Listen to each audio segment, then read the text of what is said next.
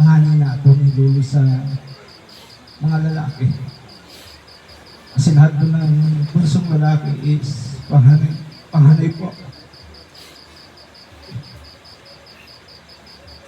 Sa mga magpipinsan na lalaki, ako po ang panganay.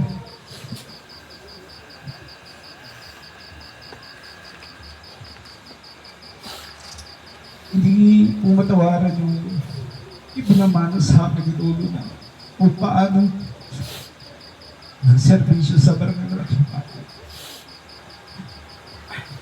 Nahubog niya po ako nung edad ko ay 24 na isinunod niya ako sa yapak na maglingkod po sa barangay Malaking Patag. Na ngayon po ay 7 taon na ako nagsaservisyo sa barangay na ang yapak ngayon ni Lolo na matagal na inalagaan na halos 18 years po na nagsaservisyo si Lolo sa barangay. Kaming mga apo niya hanggang sa mga anak ko. Malaking bagay po sa amin yung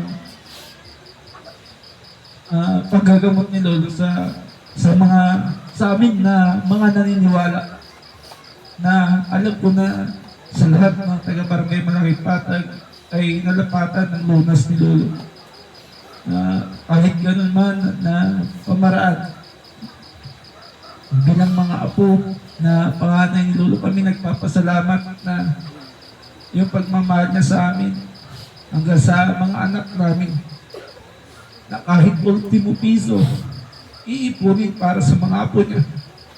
Yung mga kinikita niya sa mga binibigay na donasyon para doon sa panggagamot niya. Imbis para sa kanya na lang yun, dinadala niya pa, iniipon niya pa para sa mga apo niya. Na kahit sa huling hininga niya, si Jim pa rin yung anak ko. Naalala niya, halos yung naipon na 57 pesos na yun hanggang sa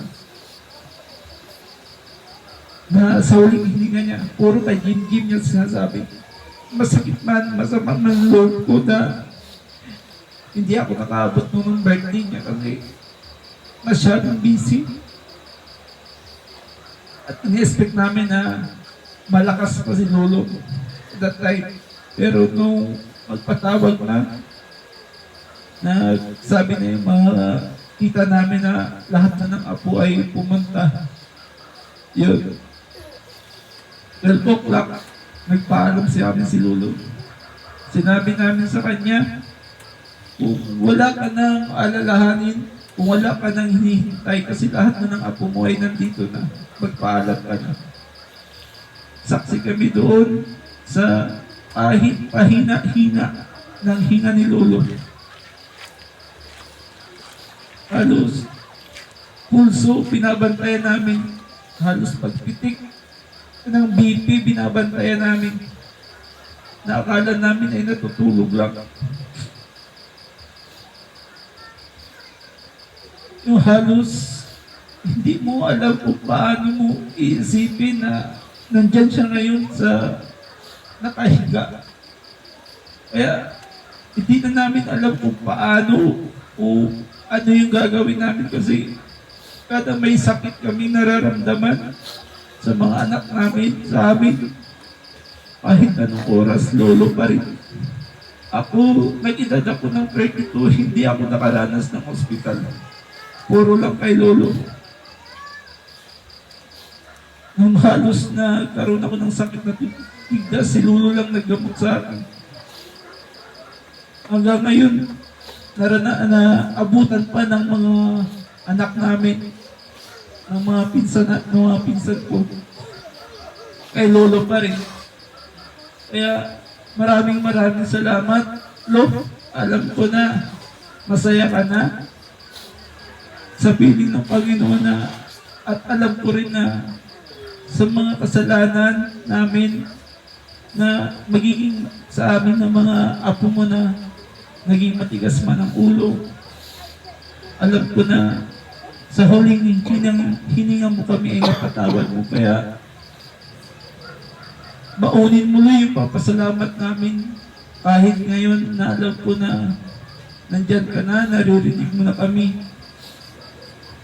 Kahit hindi man naririnig ng katawang lupa mo, alam ko yung kaluluwa mo na masaya na at tanggap na namin na sa huling gabing ito na makakasama ka namin.